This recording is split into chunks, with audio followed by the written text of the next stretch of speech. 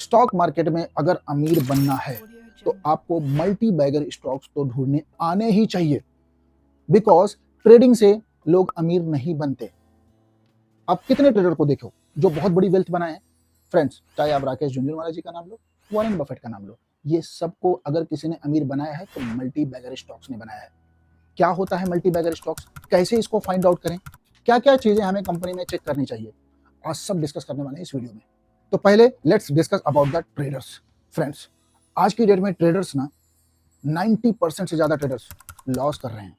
Hardly 10% लोग पैसे कमा रहे हैं ट्रेडिंग करके। फ्रेंड्स, ये बहुत ही मुश्किल काम होता है ट्रेडिंग से पैसे निकालना। यकीन मानो, अगर ट्रेडिंग करके आप प्रॉफिट कमा रहे हो फ्रेंड्स, तो आप किसी भी बिजनेस में पैसा कमा सकते हो। इंजीनियरिंग करने के लिए दिमाग लगता है, बिजनेस के लिए दिमाग लगता है, राइट? वैसे ही ट्रेडिंग के लिए भी बहुत दिमाग लगता है। और फ्रेंड्स, अगर आपके पास इतना दिमाग है कि आप ट्रेडिंग से पैसा निकाल सकते हो, तो फ्रेंड्स आपको बाकी के बिजनेस भी जरूर आजमाने चाहिए। लेकिन आज जो लॉस करने का कारण है ना, ज्यादातर लॉस कर रहे हैं लोग टिप बेस्ड ट्रेडिंग पे।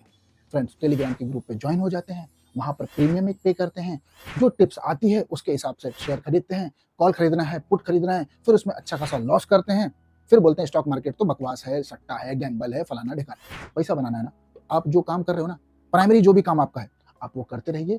बचा हुआ जो भी पैसा आप बचाते हो 10% 20%, उसको आप सिंपली म्यूचुअल फंड में डाल सकते हो या अच्छी कंपनियों के शेयर्स खरीद सकते हो। अच्छी कंपनियां वो होती हैं जैसे कि निफ्टी 50 की 50 कंपनीज, ये टॉप 50 कंपनीज है, राइट? तो ये तो आगे कंट्री को लेके जाने ही वाली है। जैसे रिलायंस हो गया, टाटा हो गया, महिंद्रा एंड महिंद्रा हो गया, तो ये कंपनियों का आप स्टॉक खरीद सकते हो। ये कोई रिकमेंडेशन नहीं है, ऐसे आप और भी स्टॉक सर्च कर सकते हो। बेसिकली लोग स्टॉक मार्केट में आते क्यों हैं? मल्टीपल सोर्स ऑफ इनकम के लिए। मल्टीपल सोर्स ऑफ इनकम होना अच्छी बात है, अगर आप इसे तलाश कर रहे हो अच्छी बात है, but multiple source of income आप तभी कमा पाओगे जब आपकी पहली प्राइमरी इनकम आउटफ्लो हो रही हो, मतलब अच्छे से कमा रहे हो आप उसमें खुश हो, वो सारे खर्चे पूरे कर रही हो। बिकॉज फ्रेंड्स, एक बात याद रखो, एक आदमी 5 जगह दिमाग लगाएगा ना, वो पांचों कामों में फेल होगा, लेकिन एक जगह दिमाग लगाएगा ना, तब वो कामयाब जरूर होगा। तो फ्रेंड्स, अपने काम पर ध्यान दो जो आप कर रहे हो। अगर आप लोगों ने ना रिच डैड पुअर डैड नहीं पढ़ी है ना, तो प्लीज जाके उसे पढ़िए। ये जो मैं आपको दिखा रहा हूँ ये कैश फ्लो क्वाड्रेंट है। एक तरफ है एम्प्लॉय, सेल्फ एम्प्लॉयज, दूसरी तरफ है बिजनेसमैन एंड इन्वेस्टर्स। फ्रेंड्स, आज जो 95% लोग हैं ना, वो एम्प्लॉय और सेल्फ एम्प्लॉय की कैटेगरी में ही है। बिजनेस और इन्वेस्टर में हार्डली 5% लोग हैं।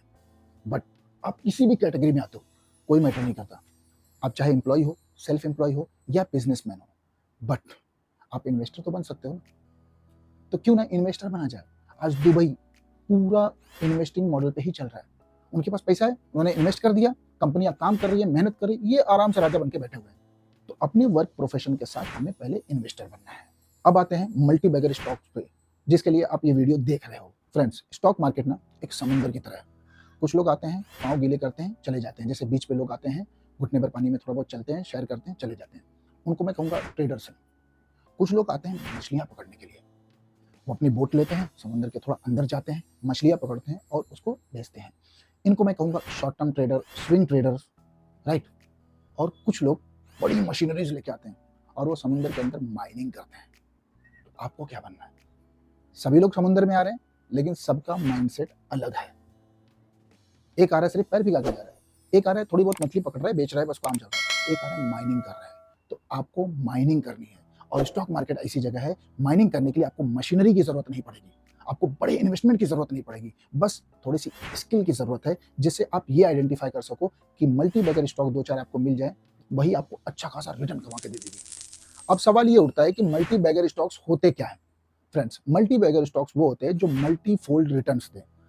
जो कंपनियां मल्टी फोल्ड रेवेन्यू जनरेट करती है, मल्टी फोल्ड सेल्स करती हैं, ऐसी कंपनियां ही मल्टी बैगर होती हैं।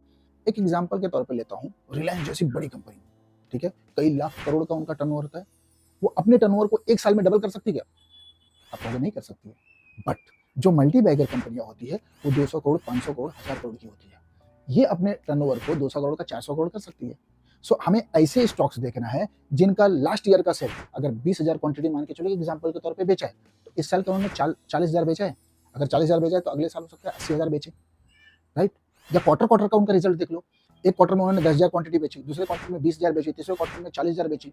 तो अगर इस तरीके से उनका सेल ग्रोथ हो रहा है तो ये मल्टी बैगर कहलाती हैं। बट फ्रेंड्स, कितना भी आप रिसर्च कर लो, ठीक है, सारी चीजें देख लो, सारे पैरामीटर्स देख लो, उसके बाद भी 200-500 करोड़ की कंपनी क्या बैंकक्रप्ट हो सकती है? ऑफ कोर्स यस, हो सकती है।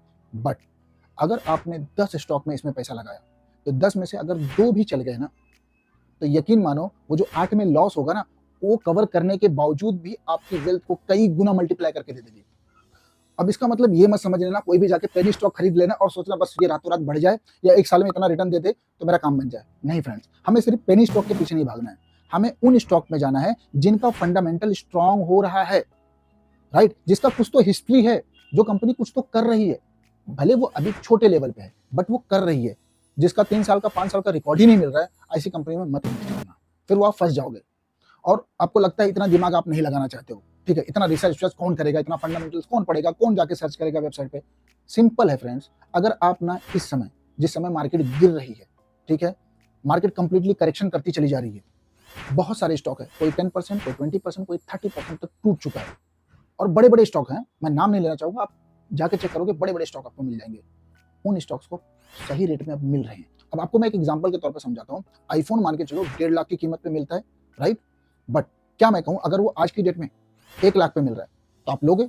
आपको यस, खुशी खुशी ले लेंगे। बट यही स्टॉक मार्केट में लोग गलती करते हैं, जो स्टॉक प्राइस 1500 के रेट पे ट्रेड कर रही थी, अब वो 500 पे आई है तो सस्ते में मिल रहा है ना, तो आपको तो और खरीदना चाहिए। बट लोग गलतियां क्या करते हैं, इसी समय पैनिक हो जाते हैं और बेच के भाग जाते हैं। सो ये गलती आपको नहीं करनी है। जब वो 1500 की प्राइस पे था तब आप खरीदने के लिए तैयार थे, तो आप सोचते थे यार फंड रहे तो मैं खरीद लूं, और लोग खरीदते जा रहे थे। अब वो 500 में मिल रहा है तब हम सोच रहे हैं कि खरीदें या ना खरीदें। अरे जब आपको पता है फंडामेंटली स्ट्रॉन्ग कंपनियां हैं, टाटा हो गया, महिंद्रा हो गया, रिलायंस हो गया, इन्फोसिस हो गया, ये सब कंपनियां अगले 100 साल तक कहीं जाने वाली है क्या? कहीं नहीं जाएगी। ऐसे बहुत सारे स्टॉक है जो कम प्राइस पे मिल रहे हैं और यही सही समय है इन्वेस्ट करने का। तो अगर ज्यादा दिमाग नहीं लगाना है, निफ्टी 50 की 50 कंपनियां उठाओ, उसमें से जो कंपनी अच्छी लगती है आप उसके स्टॉक खरीदो। Thank you.